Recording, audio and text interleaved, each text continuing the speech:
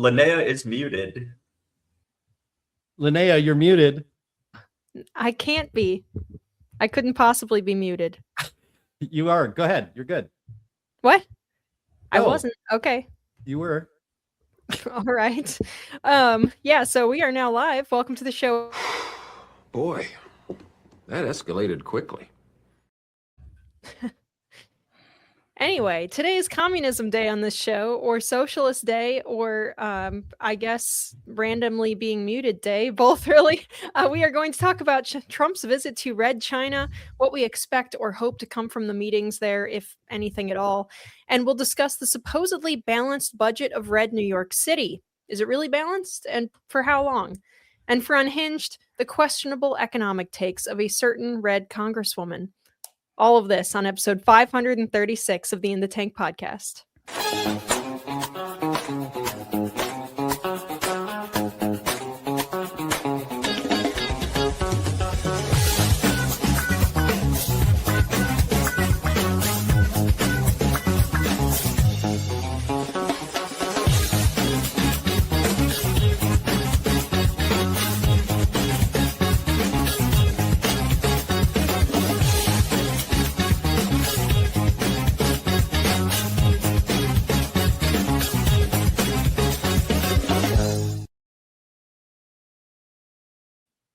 We love the way Trump says China.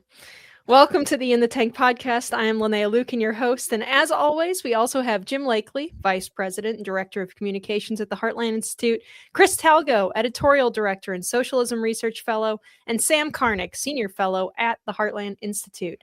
And we also have producer Andy Singer in the background muting me at the start of the show and keeping it moving along otherwise.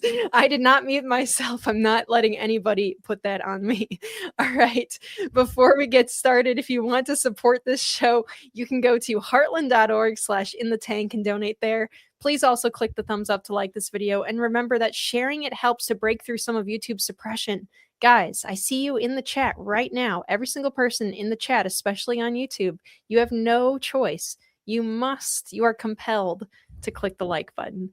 All right, even just helping us out by leaving a comment would be great. And if you're an audio listener, you can help us by leaving a nice review or a mean review, any review really. So I'm going to leave a mean review for StreamYard or for something because I certainly did not mute myself at the start of this video, but apparently I was muted. Yeah, okay. Ian McMillan in our chat says blame it on climate change. I like that idea. That is what I'm going to do. I will not blame Andy. I will blame the climate change. All right. Well, how is everybody doing? Great. Well, terrible, huh? Well, okay, fine. I'll move us along then. If we're not gonna. All right. So for Unhinged today, we have our absolute favorite Congresswoman, Alexandria Ocasio-Cortez. She went on a podcast called It's Open with Ilana Glazer, which I have never heard of before. But they discuss AOC's views on how billionaires are created, or rather how they cannot be ethically created, or legitimately created. Let us watch the video. There's a certain level of wealth and accumulation that is unearned, right? You can't earn $1 billion. That's right. You just can't earn that. That's exactly correct. You can get market power, you can break rules, you can do all sorts of things. You can abuse labor laws. Yep. You can pay people less than what they're worth. Yep. But you can't earn that, right? That's right. And so you have to create a myth that since you didn't earn that, you have to create a myth of earning it. You sure about that? That's very enlightening. Thank you, AOC.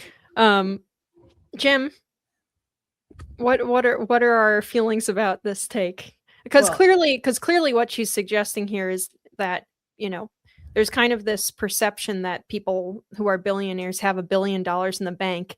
It couldn't possibly be that someone who's the CEO or the owner of a company like Amazon or something that's valued at $1 billion would count towards their net worth. But I don't know. Well, I mean, first of all, she's confusing money and wealth. Those are two actually very different things, as you alluded to right there in that setup. Neither Elon Musk nor Jeff Bezos are sitting on a pile of money like Scrooge McDuck, doing laps in their pool full of gold coins. I mean, that's not how this works. And the difference between money and wealth is that money is a physical asset used to exchange, to replace bartering of either time or other goods for what you desire instead. It's just a proxy for that. And wealth is very different. It's not surprising that a socialist, a communist like AOC would not understand the difference between those two things, because they also believe that, if they even can define wealth, they would define it as a single pie that is always one size, and that the only way somebody could get a bigger piece of the wealth pie is to steal what is rightfully the rightful part of that pie that should belong to somebody else. That is a toxic ideology that has been kicking around, well, obviously since Engels and Marx, and it's led to not just economic ruin, but human misery throughout now 150 years. The idea that this woman even gets, and actually the scary thing to me was the host of the podcast, who kept nodding along and probably believes even more radical things than AOC does. But I would ask Alexandria Ocasio-Cortez, I would ask her this: J.K. Rowling is a billionaire. Who did she exploit to earn her wealth? How did she not earn her wealth and her money from writing the most successful series of fantasy books in the 20th century? All right, maybe outside of Lord of the Rings. There was no exploitation involved in that. She created something out of nothing and became wealthy for it. And she also spread happiness and joy to literally millions of people, maybe more than 1 billion people around the world who enjoy those books and enjoyed the movies. There was no exploitation with that whatsoever. And in a point of fact, Elon Musk is not exploiting anyone. He is creating things out of nothing. He's created a market for luxury electric vehicles that did not exist before he founded Tesla. And he is now reinventing space travel. He has reduced, the private sector did this, not NASA. He has reduced the cost of sending a ton of weight into space by exponential amounts to what it was just 5-10 years ago, and it continues to go down. That is creating value and creating wealth for the United States and other countries. And again, Elon Musk is not sitting on $1 billion. This kind of class envy politics really needs to go, and it needs to go by voting against people who employ it. And then just my last thing is, like, who the hell does she think she is, by the way? It is not your place, especially as an elected representative, to be passing judgments on who has enough money and who doesn't. And so you're going to take from people who actually create wealth and create wonderful things in your redistribution scheme. That is immoral, and it should never happen. And but here we go. The entire Democratic Party, frankly, has moved so far to the left. Everybody running as a Democrat embraces this kind of commie mindset. Yeah, I guess what my question for AOC would be is, so how, if you tax this guy based on a $1 billion net worth, where does the cash come from to pay the taxes? Since that money probably doesn't actually exist like in the bank, and I've seen this time and again, every single time this discussion about, how do we squeeze more money out of the top earners in this country, even though they already pay the vast majority of our taxes. So the question becomes, from where? I mean, I guess if you're a communist, you take, state control of Amazon.com and I don't know, then the valuation becomes something that's possessed by government, but you're still not going to be like redistributing the money from Amazon, right? Let me take this. I don't think they care how you get the money. It's not an issue for them. The expectation, I think, is that you will sell some of your assets if you don't have enough revenue. You'll just sell some of your assets, and you'll sell more of them every year, until somehow you are magically down to the right level. And this is what I would ask the Congresswoman. What is the right amount? What is the amount that you can earn per year? What is that number? My guess is that it would be just a bit higher than what she thinks she might be able to get in a year down the road. It's so silly and stupid. I really don't have much to add to what Jim said, because it's all, rather obvious that this is incredibly foolish talk. There's just nothing to it whatsoever. It's not moral. It's certainly not moral, because what you're saying is we can take this from you. We can command you to hand over whatever amount we say, because we say you didn't earn it. So what they've done is they've redefined wealth. They've redefined the entire economy. And frankly, she's just picking up on what her, boss said more than a dozen years ago, Barack Obama. It's almost 2 decades ago at this point. They were saying you didn't earn that. The government built roads and a post office, and so you shouldn't get to keep the profits from the things that you've given people, the goods and services that you've created by your own ingenuity, hard work, and employment of assets and people. So it's completely insane. It has no connection to reality. And it's obvious that if you operated on this assumption, the definition of what can be earned and what is by definition not earned will keep coming down. It will keep going down and down and down, and it will count for everyone except people in Congress and the people who give money to them. And everything will be taken away from you.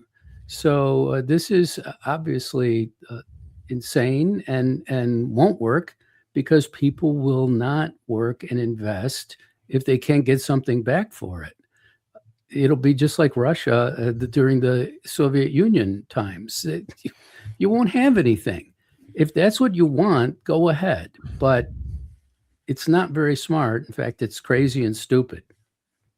I just have a couple things to add. So first of all, AOC is, berating billionaires, but I bet you anything she will not do that to Tom Steyer or J.B. Pritzker, because they are on her political side of the aisle. So I do think this is all about trying to vilify those right-wing billionaires, the guys who are on the other side of the political aisle. I also think that AOC is so undermining America's values of meritocracy, hard work, self-reliance by spinning this myth that if you earned $1 billion by providing goods and services that people voluntarily desired and therefore purchased, that somehow you've done something evil. That is not the case. Whether it's Jeff Bezos, whether it's Mark Zuckerberg, Elon Musk, or any other billionaire for that matter, even Michael Jordan, he's a billionaire. Tiger Woods was a billionaire. You know what they did? They provided goods and services that people wanted to purchase. There was no coercion in that whatsoever. The only coercion going on is that AOC wants to tell you how much you can have. And that's a really, really sad thing, because I think a lot of Americans are buying into that as we are seeing democratic socialists become, legislators across this country. And we're going to talk about what's going on in New York City pretty soon. That's got the same problem here. Yeah, just one last point here. It's like, do you know who didn't earn its wealth? The federal government. Yet AOC and 434 other members of Congress control more than $1 trillion annually. So per capita, actually, each one of the members of Congress is actually richer, wealthier than Elon Musk or Jeff Bezos with our money. And then, but their redistribution of our wealth, they say it's for the public good, but it is at best very inefficient, full of fraud, and actually makes all the problems that they're spending our money on to solve worse, from healthcare to homelessness, even in the environment. And it deters and long-term they growth. spend billions of dollars to fake NGOs that enrich themselves and their friends. How the hell do you think somebody can come into Congress with a net worth of about $100,000 and leave it within 10 years being a multimillionaire? The worst thing, though, is that it deters future economic growth. So if you take an existing pie, like Jim said, because they think that everything's a zero-sum game, that there's a $19 trillion like fund that can just be distributed. The thing is that $19 trillion GDP today is not going to be $24 trillion in a couple of years, because you've taken away all the incentives for new entrepreneurs and new innovations and new inventions to thrive. AOC just does not understand, despite the fact that she has an economics degree, or so I've heard, that if you take away incentives from people, if you take away the free enterprise system, you're going to have the exact opposite of that. And that's going to be misery. That's going to be poverty. And we've already seen that happen in Cuba, Soviet Union, North Korea, and in places in China as we speak. So it's a bad, bad, bad idea. Yeah, absolutely. It is kind of, I guess the answer to the question of what would make them happy would just be nothing, because communism just consumes and consumes and consumes. It's never satisfied. It is about power. Yeah, it They is want power. The fire rises, comrades, and it eats everything it can. It's astonishing when you look at history and the idea that, like, well, if we just give the government control of this industry, like farming or manufacturing or whatever, it'll make it equal and even, and everyone will be good, and it'll be fair for everybody. And then what it turns out to do in practice is it creates oligarchs and government billionaires. And the people end up getting blamed when the companies that the government takes over start to fall apart.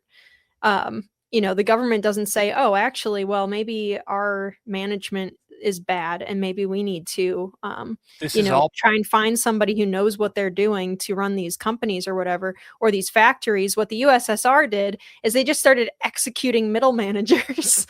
And I laugh, but it's absolutely appalling what all of this stuff leads to. Were you saying something, Chris? I'm sorry. I was just going to say that this is predicated on the myth that the economy is a zero-sum game. The economy is not a zero-sum game. The economy is the byproduct of the incentive structure that you put in place. In the Soviet Union, the incentive structure was for corruption and for lack of innovation. In the United States, when you have a free enterprise system, you let the visible hand of the market just do its thing. Guess what? It's going to be a billion times better, no pun intended, than any sort of centrally controlled economy can ever be, because there is no one that's ever going to have all the knowledge necessary to say this person needs that person needs this. And you know what? It's unethical, it's immoral, and it retards, there's that word again, human progress and flourishing. And then it reminds me of of many things that Barack Obama said as president that would trigger me. It came to mind when he says, you didn't build that. This attitude, and AOC's and this whole attitude just wipes away the most important part of wealth creation, and that is risk taking.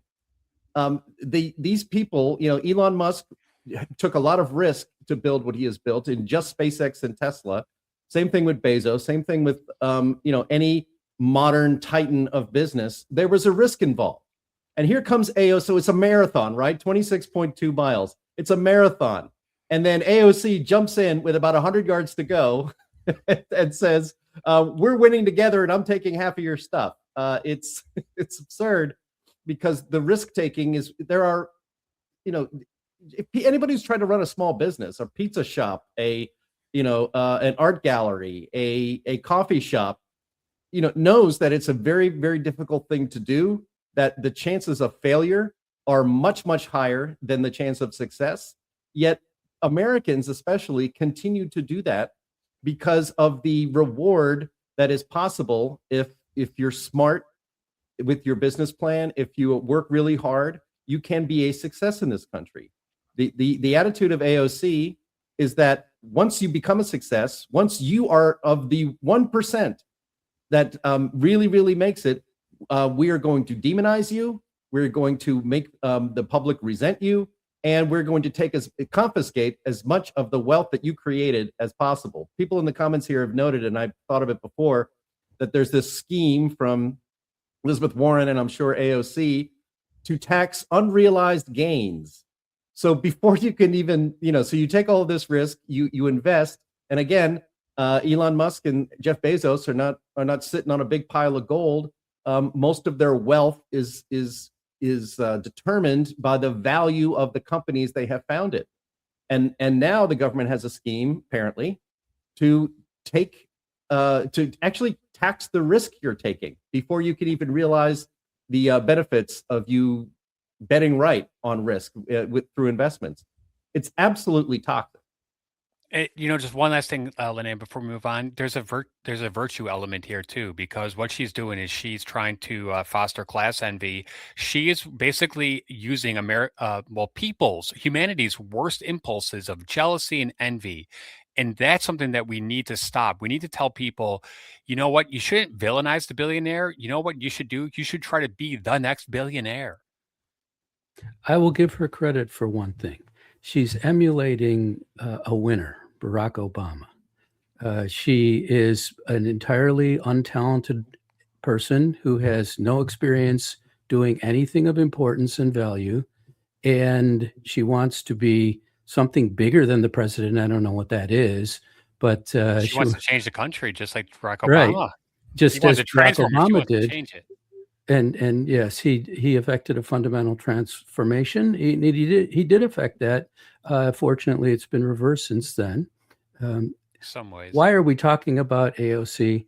We're talking about her because the Democrat Party has given power over to people like her, Liz Warren, other just completely, frankly, demented individuals who have no connection to reality. They simply don't understand how anything works. They really don't.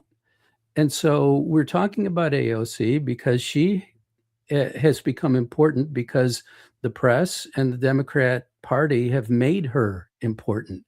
They say that they will follow what people like AOC are up to. That is I don't see that as a winning program, and maybe they're fooling around, and we'll find out. Well, I think we have another clip. Do we want to play that, or do we want to just move along? Let's play it. I did save it for a reason. I forget what it is. I think it might be something fun to react to, because I think somebody in the chat actually alluded to it. AOC 2. The American Revolution was against the billionaires of their time. And we are declaring independence from such an extreme marriage of wealth and power and the state that the voices of everyday people did not exist. Now, of course, in that construction, you had slavery, you had, women who were also not full people in the eyes of the law. But since then, as well, it was the organizing of Black Americans that turned America into a full democracy in the 1960s and well before that, with the Voting Rights Act. And so it's actually the most American thing in the world for us to be fighting for the working class. And it's actually patently un-American to try to aspire to transform our country into a place of kings and landed gentry, which is what we should never aspire to regress to. All right. I see now why you included that clip. I thought Oh it might boy, trigger that's a little bit painful to watch. Yeah, I thought it might trigger Sam especially, so I was trying to get his goat there. I'm convinced that she never was a bartender. I think she was a barmaid, because bartenders are usually a lot smarter than what she shows. Yeah, it is. We're going to talk about Mamdani later, and it's actually really interesting to watch the contrast between her and the way that he talks about his policies, because he is a lot sharper about it. I think he's a lot more intelligent than AOC is. But basically, what we're trying to get across to our audience here in this segment is that, you know, billionaires do not have swimming pools full of gold and gemstones and cash and stuff that they're diving into like Scrooge McDuck. They don't have tangible assets like that. They have, you know, investments in their companies, but they should have tangible assets, and you should too. And the best place to buy precious metals to fill your swimming pool vault is Advisor Metals, of course, as we know on this show very well. At In the Tank, we trust Advisor Metals over all of those other guys, and that's because of the person who runs the company. He is the best of the best. A great friend of Liberty, Ira Brzezinski owns and is the managing member of Advisor Metals. He has decades of experience in precious metals and is the only person in the physical precious metals industry who has the Commodities Futures Trading Commission federal registration. What does that all mean for you? Well, it means that everything Ira or a member of his team says to you has to be factual. So there's no sketchy sales pitch or bait and switch. Ira is held to the highest ethical standards, and there's full transparency, which is way too lacking in other places nowadays.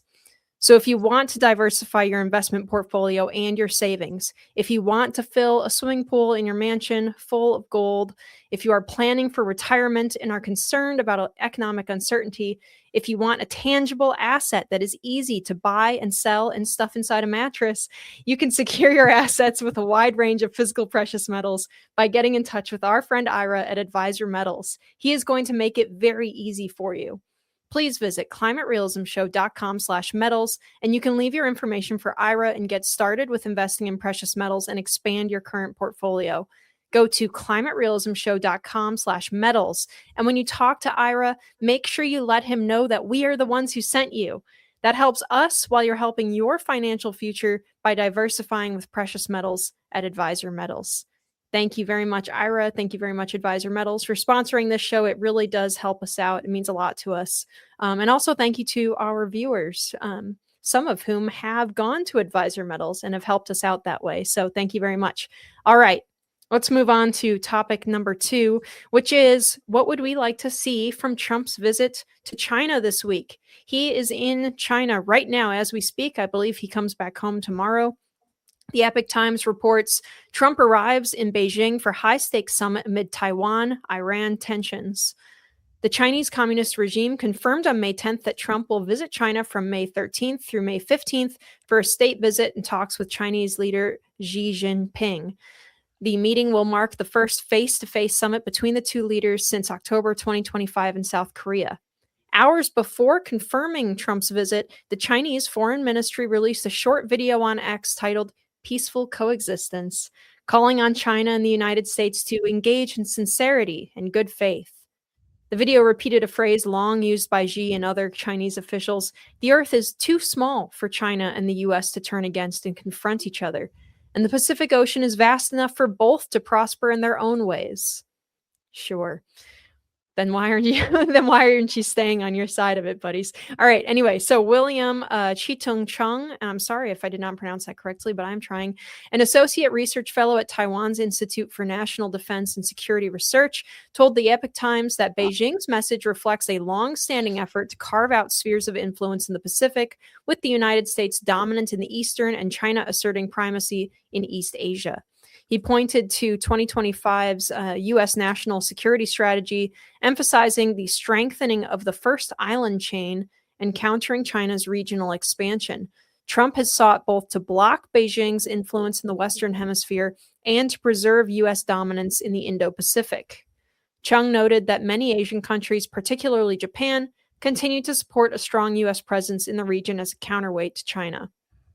So obviously that article came out just before the talks actually began. And another article from later into the talks confirmed that Xi Jinping, also known as Pooh Bear, is attempting to take an aggressive stance on Taiwan ahead of it. They're really puffing up their chests about it.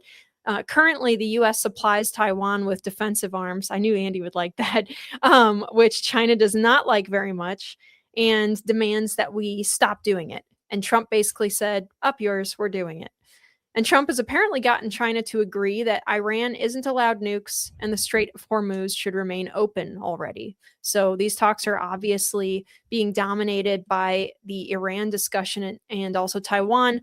But we've been in what I'd call an economic Cold War with China for years now. When Trump is in office, we're fighting back. With Biden, he let them gain a bunch of ground in the States and abroad. They work closely with Iran and other enemies of the United States for energy and access to important shipping lanes. And don't forget, we also recently black-bagged Beijing's friend Maduro earlier this year. How could we forget? We will not forget. And we have discussed this before, but China holds a massive monopoly on critical mineral refining and production, which puts our national defense and economy in jeopardy at all times. They also have a dominating presence in green technology, particularly batteries and solar panels. And they actually lobby in the United States and they give money to green groups to promote those resources. And many countries fall for it. And they are also dragnetting the Pacific. And they frequently steal fish from the territorial waters of South and Central American countries. So they are not our friends, and they have no intention of being our friends. They would like it if we did not fight them while they, took control over the entire planet. But in the meantime, Trump is not going to he's not going to stop fighting China. So I'm going to go around the panel here and see what we'd like to most see get brought up or come out of these talks. And this is any topic, you guys: Iran, fentanyl, minerals, green tech, spying in our universities, overfishing. Aren't they? Yeah, China is just our buddy, aren't they? I made this list of things that they do. So anything, I'd like to see what our audience thinks as well. Is anybody super anxious to go first here? Well, so Donald Trump brought a bunch of CEOs from America with him, including the CEO of NVIDIA, of Apple, Tim Cook, and a bunch of others. And apparently what he's going to try to do is try to foster a better relationship among American businesses in China. I just don't know if that's actually going to happen, because China's got a really bad history of stealing our intellectual property and coming up with really bad deals for those companies. That the Communist Party gets a 51% ownership stake if they open up a Chinese branch. So there's that. But then again, China does need us more than we need them, because they rely on the American economy to buy up all the things that they produce. And when we aren't buying the things that they're producing, that puts them in a really big hole. There's still a lot of problems with China. They've got a really big housing crisis. Their communist government is saying that they're growing at 5%, but they were saying they're growing at 9% a couple of years ago. So take all those with a giant chunk of salt, because I don't believe them. So I think what you have happening here is that China is realizing that we need America. We especially need American businesses, because before, Nixon went to China and opened it up, China was so backwards. It's not even funny. The average person in China lived on less than $8 a day. Okay. So they were in like utter extreme, backwards poverty. Yes, there are people in the United States that want to decouple. I don't think that is possible. I think that our economies are so enmeshed together right now, and they're, the number one and number two in terms of size on the planet Earth. So I'm not saying that we need to be friends with them. I'm not saying that we need to become allies with them. However, I do think that there is a strategic economic relationship between these two nations. and I would like to see that prosper. Some of the other things you mentioned, the China-Taiwan situation, yeah, they are playing hardball with that. And Trump did say that he he said that Taiwan is buying $14 billion worth of defense goods from the United States. However, that has not been finalized yet. So Xi Jinping is obviously trying to throw a wrench into that. It doesn't look like that's going to happen.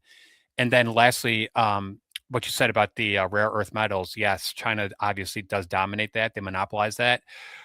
Thankfully, Donald Trump or President Trump is doing things to open up some strip mining for those kinds of things here in the United States, also Australia, even in places in the Middle East. So it looks like he has a long-term plan to address some of these things that China is trying to box us in on, while at the meantime still having that big carrot out there for them, because their economy depends on our economy and vice versa. So I think a automatic and swift decoupling would be pretty disastrous. So I overall like the posture that President Trump has taken on this trip so far.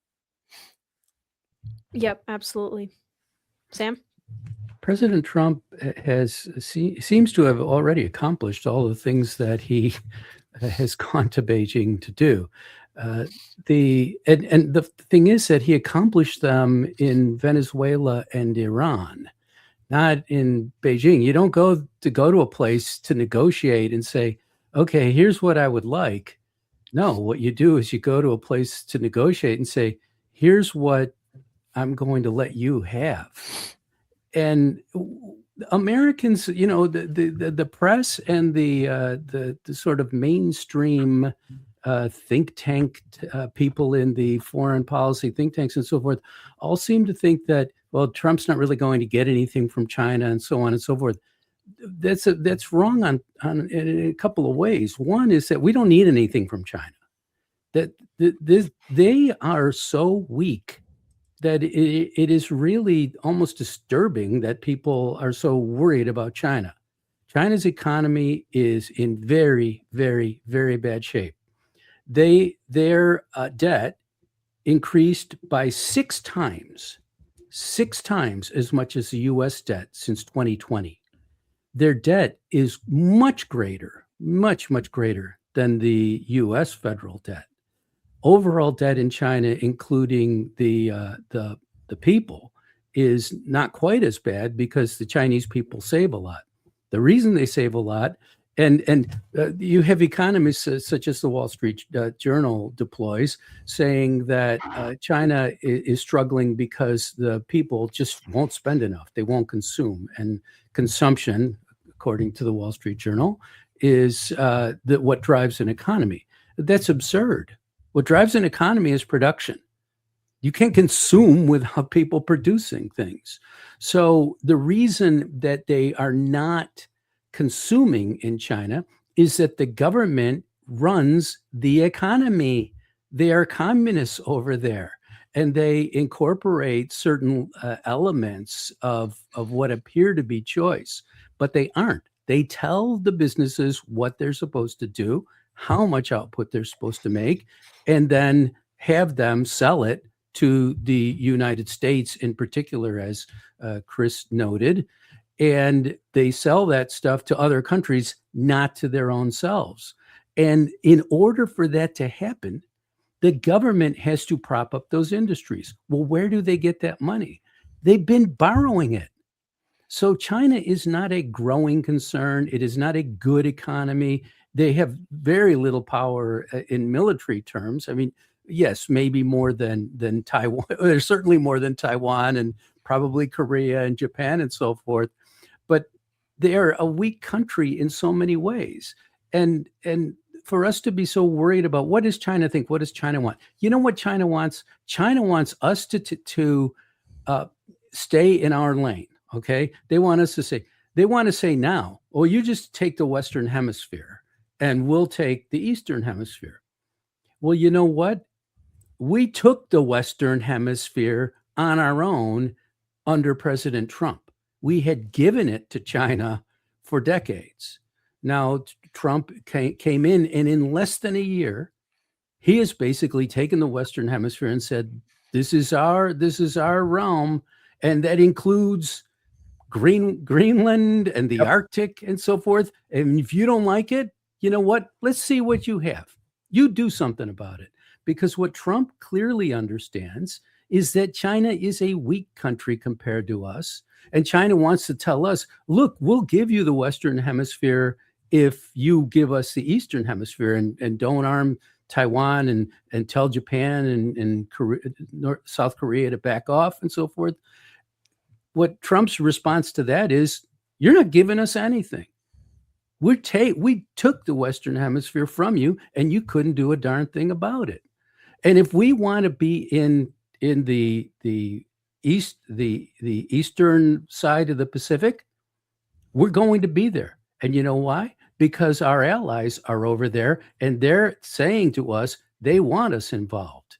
So Trump has pivoted away from Europe, which is a wise move because that's a collapsing civilization, and it's done for. And and Europe is in even worse condition than China by a good measure. So what he's done is he's pivoted to the Western Hemisphere, solidify that, and then do things like making sure that the Straits of Hormuz are under our control. We are controlling that. And we don't get our oil from the Straits of Hormuz. Only 20% of the oil that we use in the United States goes through the Straits of Hormuz, and we really don't need any of it. So what Trump has been doing is all intended to strengthen the position of the United States against these weak players whom we have empowered ourselves. It almost seems deliberately.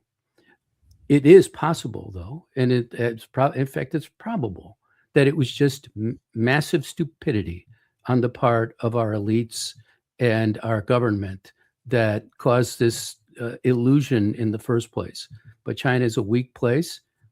We decide what our relationship with China is. They don't decide it. And we decide what China's place in the world is. They don't decide it. That's really where things are right now. In the late 1990s, a lot of U.S. corporations bought into this globalism, phenomena that said, if you go and build a plant there, not only are you going to bring democracy there, but you're going to be more prosperous. And you know what? That didn't exactly work out that way. And let's also keep in mind that China is not a self-sufficient country in terms of energy or in terms of food. They buy hundreds of millions of tons of soybeans from us. And if you believe the talks that were held last night before the banquet, Trump came out and said that Xi Jinping had agreed to become a buyer of U.S. energy, particularly LNG, liquefied natural gas, and coal and oil. So that would be a huge boon to the United States if that were to happen.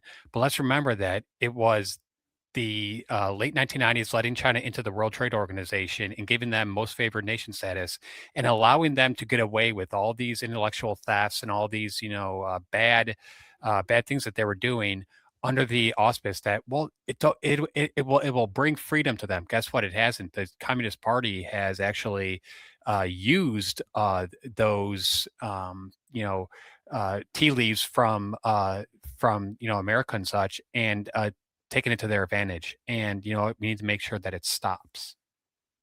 Yeah, It is. It does come across as a little bit petulant when you look at the stuff that they do, on our shores in terms of the espionage and, Fentanyl. and the fentanyl stuff or the fentanyl precursors and the kind of underhanded, sneaky spying in our universities, and also the there was a mayor in California who was just arrested because she's a communist spy. Last time I checked, Eric Swalwell had a communist spy, Fang Fang, and Dianne Feinstein had a communist driver. So it's like the fact they are trying to infiltrate the United States and cause havoc. We all know that.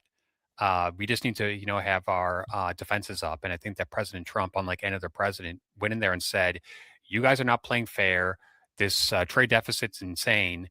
we're going to make you actually compete on an even playing field, and that's great because that's what this should be. China, if they can compete on an even playing field, good for them.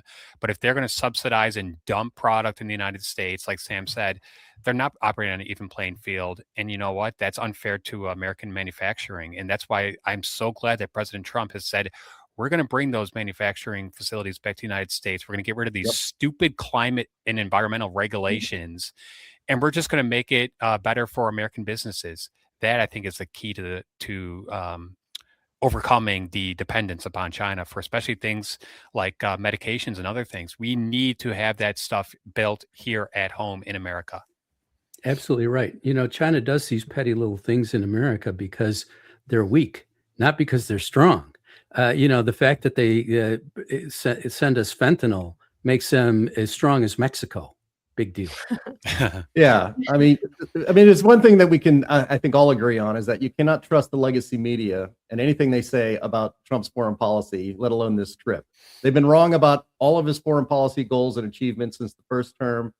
You know, and this, you know, one of the criticisms of Donald Trump, especially with his lower approval ratings, is that in his second term, he has spent a lot of time on foreign policy and not enough time on domestic policy, and that's a fair enough criticism. But his success, this is Donald Trump at his best in his element, making deals. You know, he wrote The Art of the Deal, 35 years ago, and he continues to employ these tactics and get a good deal for America every time he goes abroad. And that is because he is always negotiating from a position of strength. You might note that he did not bring Don Jr. along to set up deals with the Chinese to make the Trump family richer, like previous president had done. And our previous president, frankly, seemed to always be negotiating with the Chinese from a position of weakness.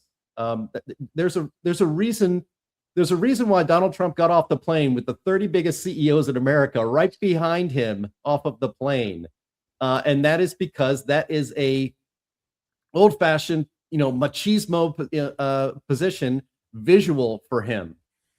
It was to show how strong America is and how strong. So it was Elon Musk, Tim Cook, even Larry Fink of BlackRock was with him. Mm-hmm. And that's to show how strong America and our negotiating position is with China. Look, is it better for us in the world if China and the U.S. have more of a partnership of a relationship, or one as a relationship as adversaries? Obviously, partnership, for better or worse, would be better than always being adversarial. To almost, you know, because that can escalate quickly. And Trump, again, is a big believer in economic diplomacy. I mean, he's done that in the Middle East. He's talked about this publicly. He said to the sultans, help me make peace, and then we'll all get rich. And that's the good thing. And that was a pretty good incentive to, you know, normalize relations with Israel, for instance. But he's cut off the oil to China from Venezuela and Iran. So he's in a position of strength there. And as Chris, I believe, mentioned, they want to buy our LNG gas or LNG. Again, that's a position of strength. And this is also important, Sam, and I'm glad you brought it up, that China they're going to have a really big demographic problem. They're already experiencing it now because of their long-standing one-child policy. That's going to hurt their economy. It's already hurting their economy. And it's an unfixable demographic problem that they still don't know how to grapple with, because I very much doubt that the Communist Chinese Party is going to be wanting to import a bunch of labor into their country in order to keep economic growth going. So they're in big trouble on that. And then just one last thing, on the rare earth minerals front, remember, I always wanted a weekly, is Greenland a state yet update, and how everybody lost their minds about what Donald Trump said about Greenland. Well, we've actually been negotiating with Denmark behind the scenes about Greenland, and we are apparently very close to establishing some very large new bases in the Arctic on the north of Greenland that will, if we get our way fully, I've read, is going to be sovereign U.S. territory. And so that is also mineral-rich sovereign territory. Yeah. So, you know, when he says, I want Greenland, he didn't really mean all of Greenland. He meant just the parts that America needs to secure our national, you know, for national security reasons, to have a much larger presence in the Arctic. And then also there's mineral rights up there with it as well. Again, that's why you cannot listen to anything the legacy media says about this trip or almost any foreign policy negotiations or trip that Donald Trump takes because they don't understand what he is doing. He's laid it all out in The Art of the Deal. He loves this stuff, and he's also very good at it. We're going to have a better and stronger, do I trust, obviously, I've said it, I trust Donald Trump to come back from China with a better deal than Biden had ever negotiated, and something that's going to be good for our national security, for our economy. Guarantee it. President Biden never even went to China during his term. He never made a foreign trip to China.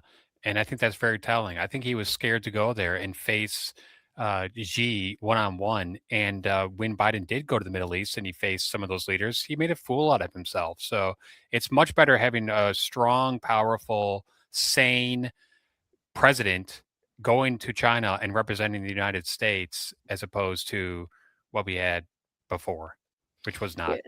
Yeah, and the Department of the Interior just issued a rule to rescind the Conservation and Landscape Health Rule, which opens up a whole lot of federal land for mineral exploration as well. So we might not even need Greenland necessarily. But also, I wanted to point out too that, since Sam was kind of constructing the I guess the paper tiger vision of China, which I agree with. I do think it's still dangerous, and we still shouldn't be pretending like they're our friend, because they're really not. You can do economic business with someone and not be their friend and not pretend like you are.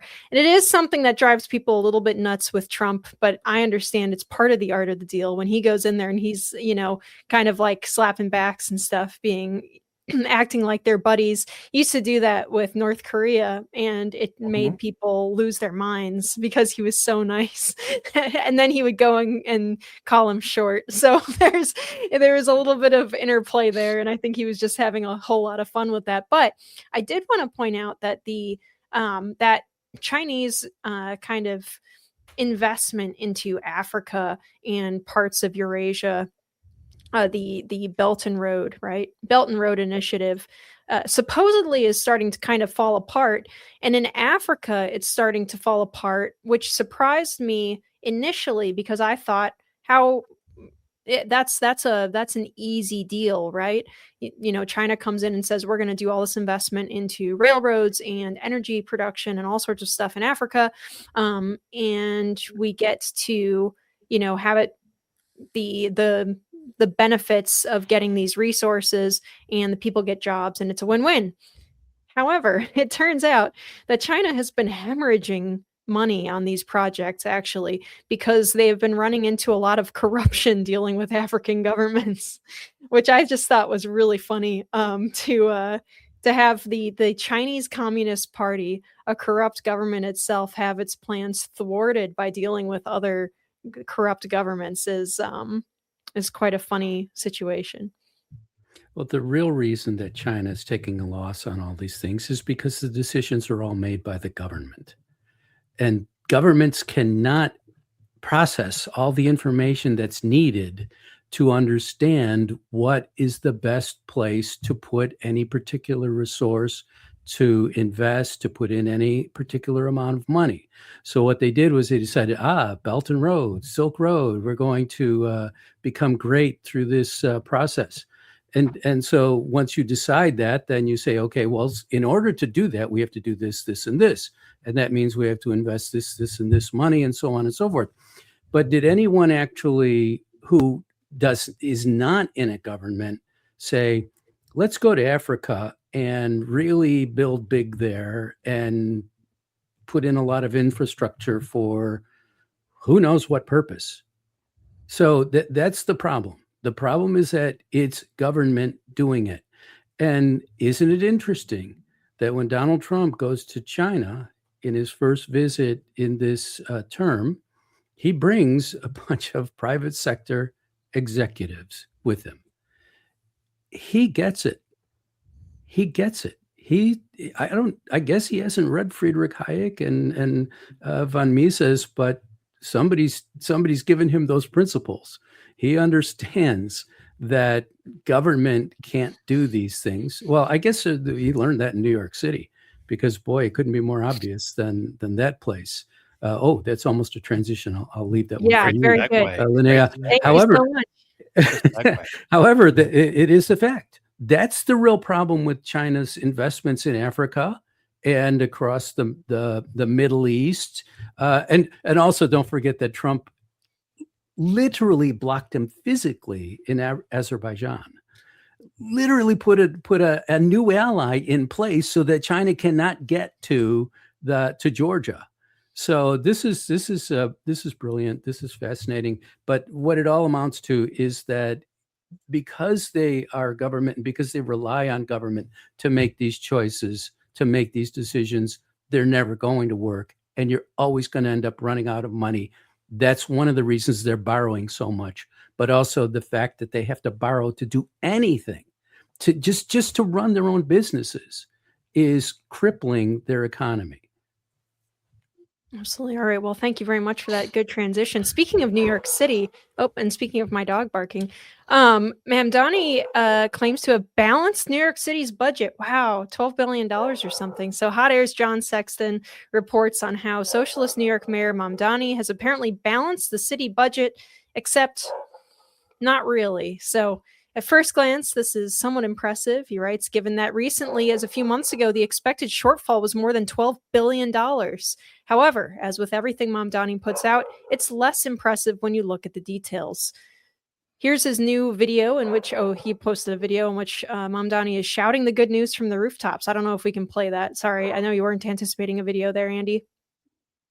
We don't have to play it. All right, but how did Mamdani achieve this apparent miracle?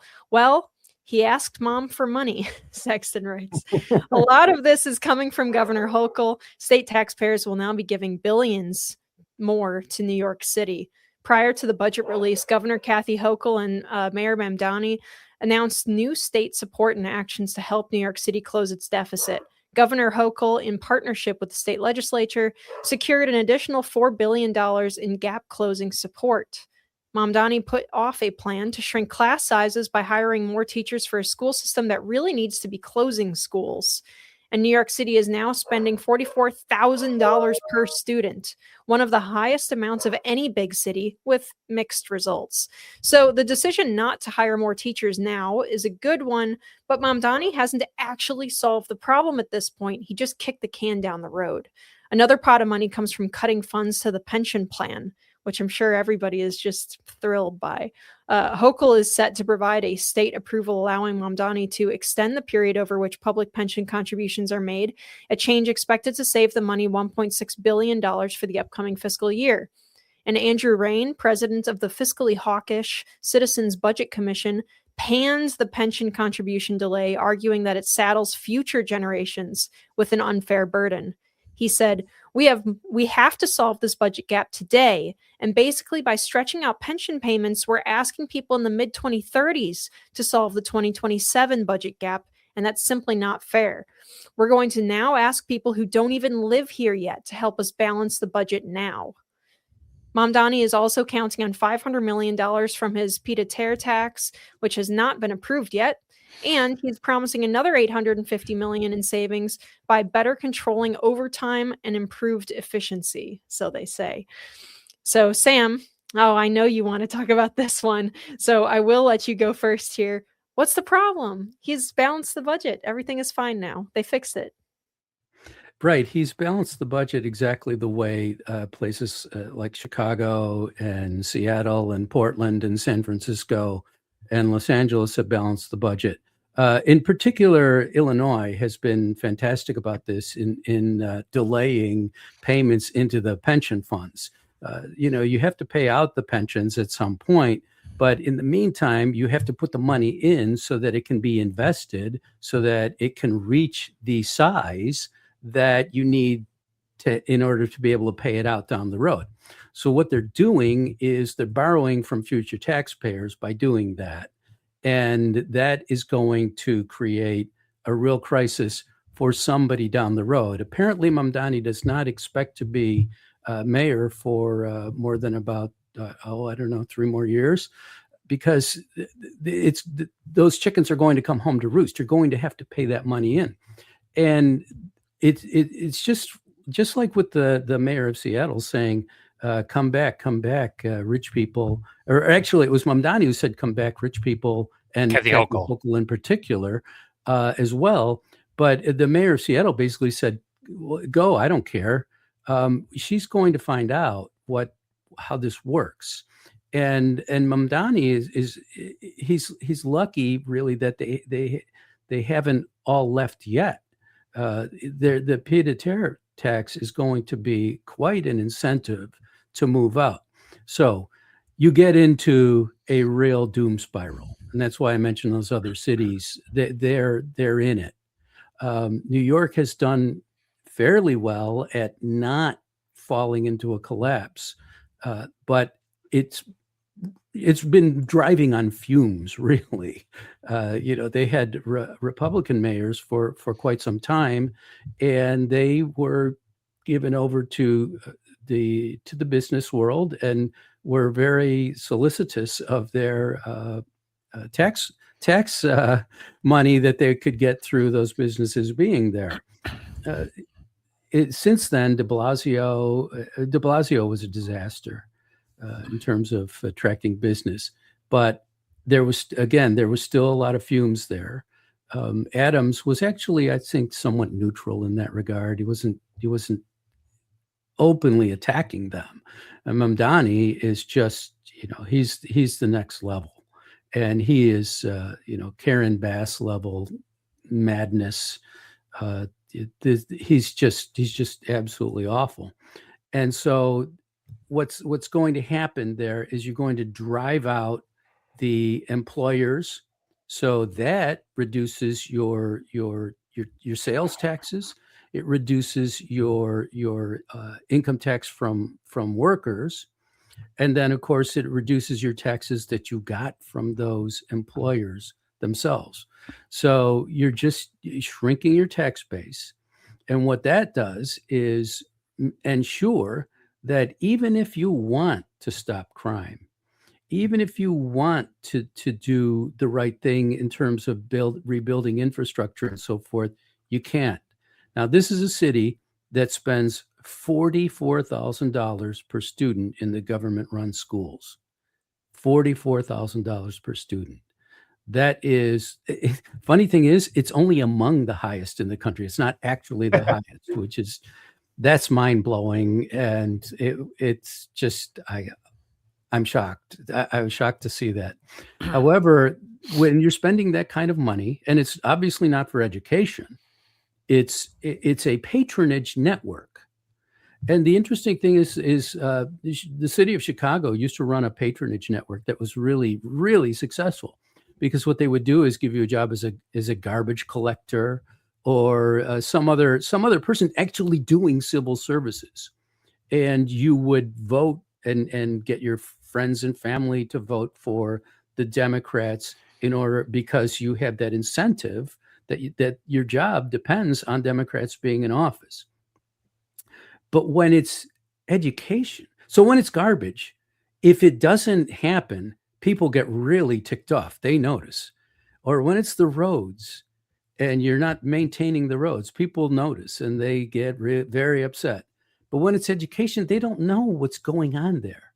And it's only been since the pandemic, when parents were home with their children and seeing what they were not studying, and that the schools were just a complete laughable institution, they got upset.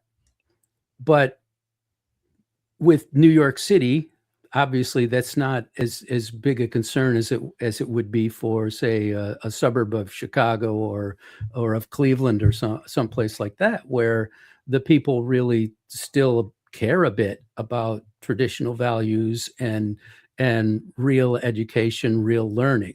So in Manhattan, there's more of a freewheeling kind of an attitude towards those things, and not a lot of children there.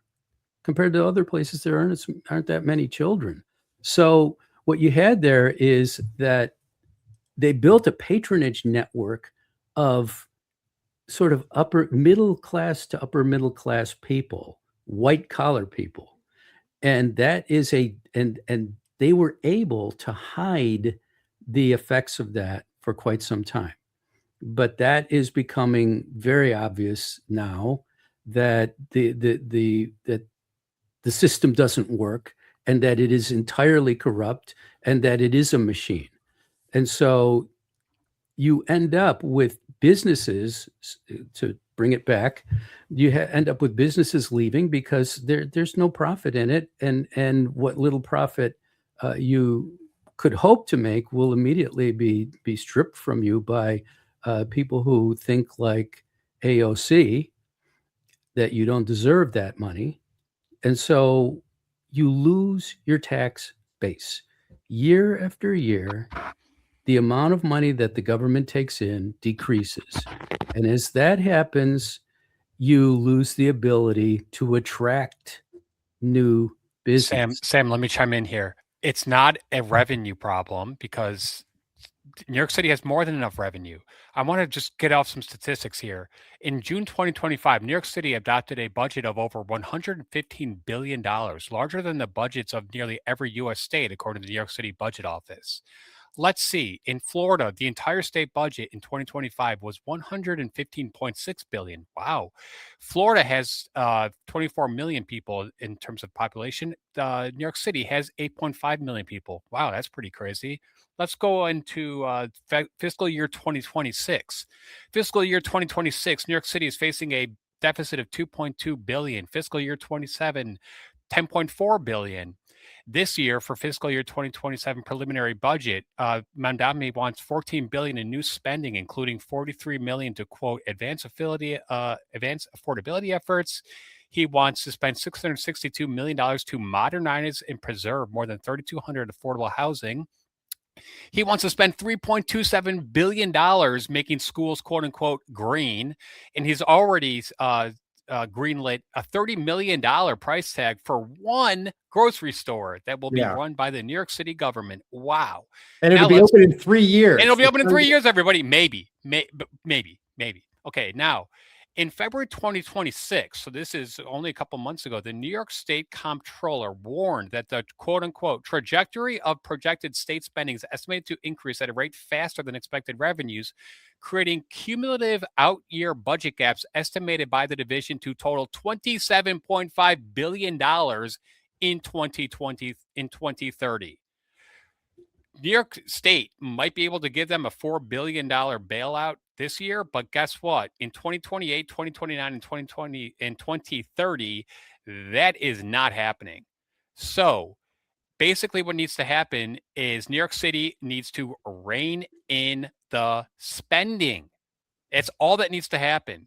They do not need more revenue. All he talks about is more revenue, get more revenue from the billionaires, get more revenue from people who have, condos here, who don't live here full time. That is not going to work.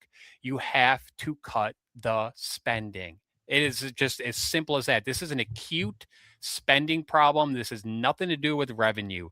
Stop spending so much money. I quite agree. And the problem that you have, though, is if you are imagining that you're going to get the revenue, you're not. And you're going to squeeze yourself worse and worse and worse. But you're absolutely right. It is. They're in the doom loop. They're in the late stages of the doom loop. I'm going to just pitch in right before I give it to Jim, though. I will point out a little bit of an I told you so, because I said when Mamdani got elected that that the state was not going to allow New York City to fail under his leadership, that the state and maybe even the feds were going to bail out New York City and give them billions of dollars to maintain their insanity. No way. They are trying. Gerald Ford was right. Drop dead New York City. Yeah. All right, Jim, what have we got? Yeah, Chris is taking every single one of my points, even though I was just going to mention the Ford to City drop dead. He took that from me as well. Sorry. That's all right. Look, I was great minds think alike, Jim. I'm sorry. You shouldn't have let Chris install MindLink in your brain, Jim. Yeah, for sure. No, look, I was born in New York City. I moved out when I was 8, but I kept my eye on it. My family kept their eye on New York City, and we lived how bad it was before Rudy Giuliani was elected mayor, and he turned it completely around, and it was considered a miracle, a modern miracle, and it certainly was, at the very least, a political miracle of what Rudy Giuliani did to turn New York City around, and it was to institute, at the time, basically conservative Republican principles, the broken windows theory, fiscal restraint, not being afraid to tackle head on basically the social taboos of the time. He wasn't going to put up with any garbage from Reverend Al Sharpton and other race hustlers in New York City. He was going to reduce the crime, improve the quality of life, and it became the safest, most prosperous large city in the world. And he did that in just 2 terms as mayor. Now, he left his last days as mayor of New York City were just after 9/11. He was done in December of 2021. The budget in the year 2000 for the city of New York City was about $37 million. That comes out to about $4,000, $4,500 per capita of people who live in New York City. Today's budget, 2026 for New York City, as Chris pointed out, 115, and a little change, $115 billion. That is per capita $13,500 per person in New York City. And the quality of life in New York City is much lower today than it was in the year 2000, before the attacks on 9/11. And there's a reason for that. Leftists and Democrats, when they are running our big cities, and they run every large city in the United States, they do nothing but add new programs on top of old ones, which is why they can never balance the budgets without using accounting tricks or just taking more of our money, which is exactly what Mamdani did. It's a fake balanced budget. And it's also important to point out that the budgets in big cities run by Democrats, they're not actually intended to benefit the people who live there. The main purpose of a big city budget run by Democrats is to enrich their voters and their community organizers at the expense of the people. They don't need more money to fix New York. Obviously, look, it's the per capita spending is more than 3 times what it was 26 years ago. What you need is honest governance, and you need at least as honest as you can get in modern politics in cities these days, and a budget that is actually half at least of what it is in New York City right now. If the budget was cut in half, if any competent manager or mayor was told, you only have $50 billion to spend, find your priorities, and that should be actually things that serve the public good, as Sam alluded to. Like, how about filling those potholes? How about making sure the infrastructure is clean, repaired, and solid? How about clearing out the parks of vagrants and drug users and all the stuff that Rudy Giuliani did? New York City was a dream city to live in. It was the best. If you were into urban living, New York City in the 1990s through the 9/11 attacks was the best place to live if you want to live in a city. It is now one of the worst places to live if you like to live in a city. The New York City, frankly, right now, there will never be. I live in the Chicago area now. I remember when Rahm Emanuel ran for mayor, and he did win. And I thought, Rahm Emanuel is actually a no bullshit kind of guy. He actually has a lot of Rudy Giuliani in him. If there's anybody who could fix Chicago, it would be a guy like Rahm Emanuel, who just doesn't put up with garbage from people, and he's very strong-willed. It took him about 6 months, and he folded to the teachers' unions in Chicago, and any chance to clean up Chicago was gone. And so if it couldn't happen here, I frankly just can't imagine. Nobody would have imagined Rudy Giuliani would have done what he did for New York City now more than 30 years ago.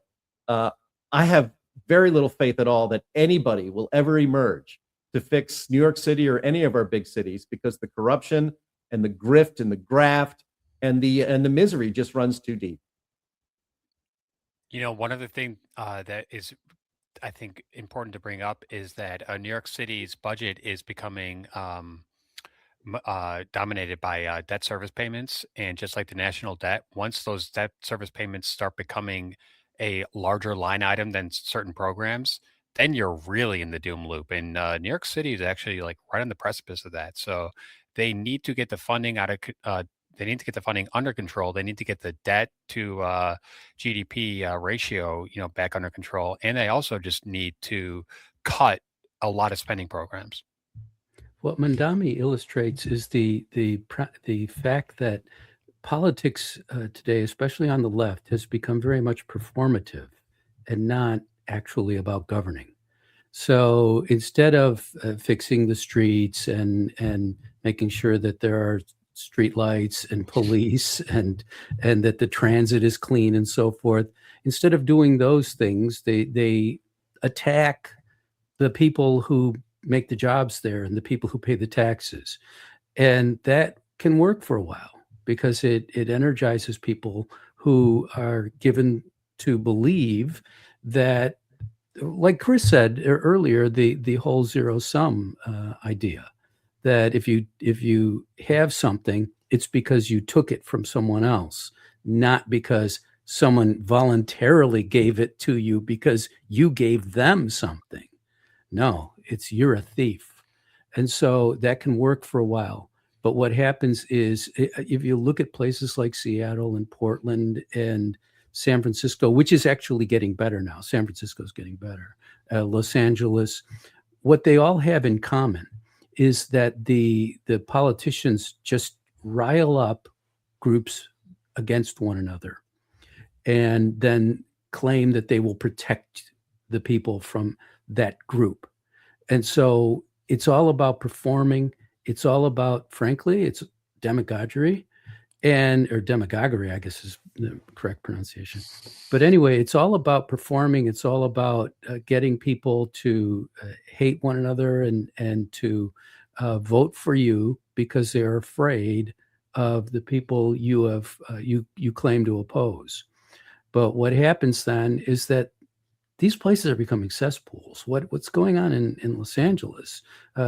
Chris Bray, who is a former Substacker, or is still a Substacker, but is now at the Federalist, writes regularly on how awful things are in Los Angeles, and he does what a reporter does. He actually goes out there and looks at what's going on around in and around Griffith Park, for example, and takes pictures of it. This is a city that is absolutely crumbling. Seattle, Portland, same things going on there. New York City, Chicago, places like that, Baltimore, the same things are going on there. They're not as far along in the process, but they'll get there. You know, Sam, you pondered why Mamdani is not spending money to fix the streets and do all that kind of stuff. I would argue because he doesn't care about that. I would argue that his number one goal in office is to buy as many voters and keep them in his possession as possible. Yes. And what that means, more free stuff. That means more class envy, more.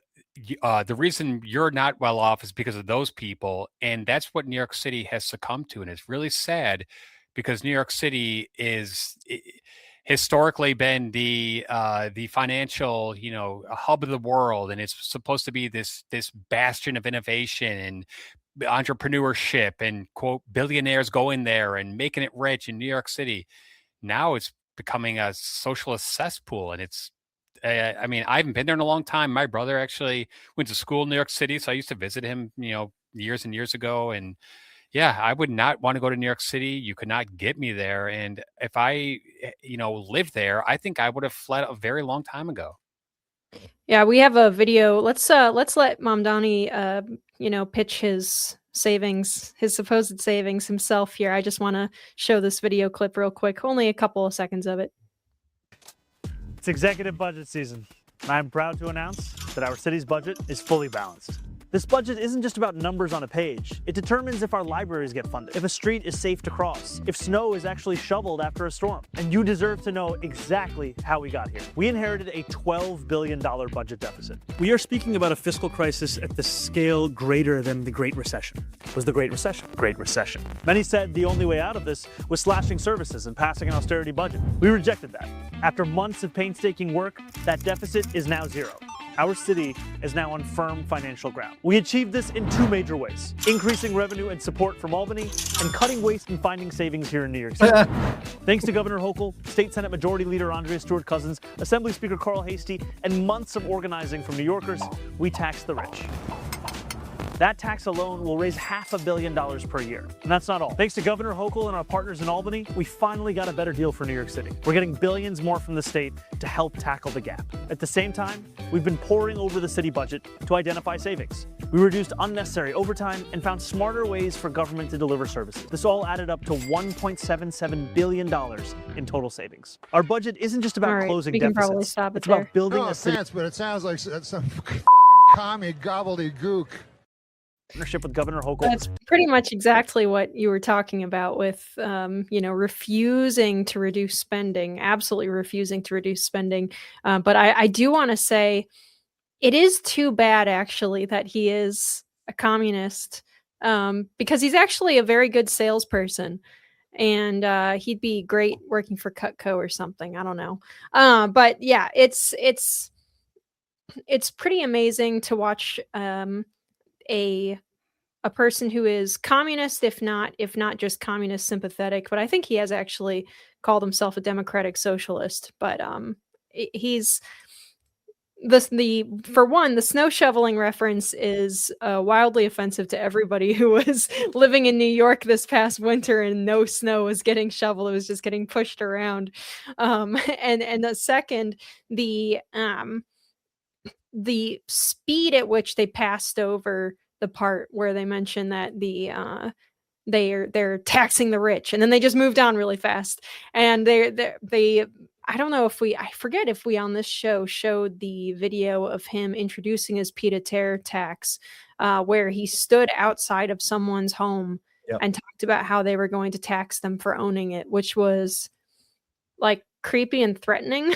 I think. And I believe that the communist means for something like that to be threatening. Keep in mind, though, that he's not a dictator. He cannot just raise taxes on his own. He has to have the city council to go along with that. And for the past couple of months, the city council has not been in line with his crazy tax increases, because I think the city council understands the gravity of the budget situation.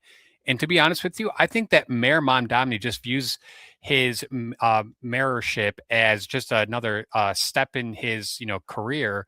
I don't think he's really in this to solve New York City's affordability crisis. I don't think he cares about that. I think that he was using this as a stepping stone. And really, I think that Mamdani sees himself in the White House, and that would be the scariest thought of all. Yeah, we have the clip where he's introducing the tax that he's trying to get passed. I actually don't think it has been passed, but it hasn't. Said I was going to tax the rich. Well, today we're taxing the rich. I'm thrilled to announce we've secured a pied-à-terre tax, the first in New York's history. This is an annual fee on luxury properties worth more than $5 million, whose owners do not live full-time in the city. Like for this penthouse, which hedge fund CEO Ken Griffin bought for $238 million. This pied-à-terre tax is specifically designed for the richest of the rich, those who store their wealth in New York City real estate, but who don't actually live here. But even so, they're able to reap the huge financial rewards of owning property in, dare I say, the greatest city in the world. And most of the time, these units are sitting empty, since again, they don't actually live here. This is a fundamentally unfair system that hurts working New Yorkers. Now, it's coming to an end. This tax will raise at least $500 million directly for the city. It'll help fund things like free childcare, cleaner streets, and safer neighborhoods. As mayor, I believe everyone has a role to play in contributing to our city, and some a little bit more than others. Happy Tax Day, New York. Hey, if somebody owns a piece of property in New York City and doesn't live there full time, that's none of your damn business, but out of somebody's life. That does not mean you get to confiscate their wealth. He is a full-blown, this triggers me, man. He's just a full-blown commie. He wants to actually seize that property and maybe put some homeless people in it. He would be actually, if he could do it, he would. And that's the thing that's so dangerous about communists. They what they would like to do if they thought they could get away with it is very scary and dystopian. And don't think that they don't that they don't think those things, because they say them all the time. Before, with the other clip, talking about his his reducing the budget deficit to zero. That's fake. That is such a lie. It is such BS, and everybody knows it. But I was thinking, watching that, and even that video, which triggers me. God, please save us from the theater kids who become politicians. I just can't take it anymore. I can't take these people with their performative BS, with their quick swipe videos and all this stuff with the sound effects. It's like, man, if you're a theater kid, go into theater and leave me alone. You do not have the temperament, the human temperament, to be lording over us as rulers, and that is what Mamdani thinks he is. Everything in New York City is up for the taking in court, in his eyes. Everything's up for grabs, and his hands are out there everywhere. Yeah, I have to say, Jim, I have to disagree with you. I strongly disagree with the idea that Mamdani is just like a goofy theater kid type of person trying to get into politics. That's closer to what AOC is. But this guy is serious. He's a real threat. And the stuff that he's doing is not theater kid stuff. The stuff that he's doing is actually like good sales tactics for people of my generation and younger. It actually does work. People like this stuff. People like his, editing and everything, and it gets views and it goes far. You can see it actually. What annoyed me the most about this video is not so much what he was saying, other than the fact that it's commie gobbledygook, but some of the top comments on that Instagram post are from people not in this country saying what a great job he's doing. People saying like, "You're the best mayor ever. I'm from Sao Paulo." Like, that's not that's not a good sign either, right? Well, he was elected primarily by people who were not born in New York City. That was the vast majority of his electorate. That he was getting smoked by people who were born and lived their lives in New York City. So, take that for what you will, but that New York City is changing, and frankly, not enough people that were born in New York City and understand the history of New York City, and what is possible if you don't elect a commie voted, and so they're getting what they voted for or didn't vote for. Well, yeah. So we're scrolling through the YouTube comments here, but yeah, it's the point with the pied-à-terre tax here that I have seen made, including in these comments here, is that, well, they can't leave because they already don't live here, because these houses or these apartments they're like second homes or something. That doesn't mean that you're going to get the tax from it, right? I mean, they can just sell the property and then you wouldn't get the tax from it. And then who's going to buy the property? Another millionaire, right? Because these are very expensive apartments. They're not going to be putting, poor people into these apartments. I'm sure they'd like to, but they're not going to, because the valuation of those apartments actually matters for city revenue. So it's a bunch of virtue signaling from this guy, but it's virtue signaling that works to increase his support among the people that voted him in. I like that today we are taxing the rich. Oh, you're starting now? Yeah. They weren't taxed before in New York. No, right? I'm doing it now. Well, yeah, this is just depressing me. Okay, we don't have to keep scrolling this, Andy. We can go to the full group view, but I don't know if you guys have anything else to add to that. I guess we'll see what happens. I think that we are going to see some very interesting, massive changes to many of our major cities for either better or worse, but it'll most likely have to get a lot worse before it gets better, would be my prediction. In New York City, it will. Absolutely. Well, that's depressing. Anyway, that's all the time we have, unfortunately, you guys.